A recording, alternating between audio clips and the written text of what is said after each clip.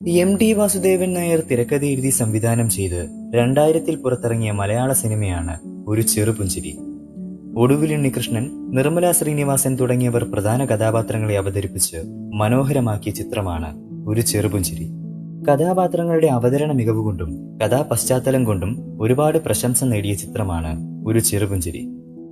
ഒടുവിൽ ഉണ്ണികൃഷ്ണൻ എന്ന മികച്ച നടന്റെ രസകരമായ അഭിനയം ഈ ചിത്രത്തിന് കൂടുതൽ മികവേകും. എം.ടി. വാസുദേവൻ നായർ സംവിധാനം ചെയ്ത 6ാമത്തെ സിനിമ കൂടിയാണ് ഒരു ചെറുപുഞ്ചിരി. തെലുങ്ക് എഴുത്തുകാരനായ ശ്രീരമണയുടെ മിഥുനം എന്ന നോവലാണ് ചിത്രത്തിന്റെ തിരക്കഥയ്ക്ക് ആധാരമായത്. 2000-ലെ ഏറ്റവും മികച്ച സംവിധായകനുള്ള സംസ്ഥാന ചലച്ചിത്ര പുരസ്കാരം ഈ ചിത്രത്തിലൂടെ എം.ടിക്ക് ലഭിച്ചു.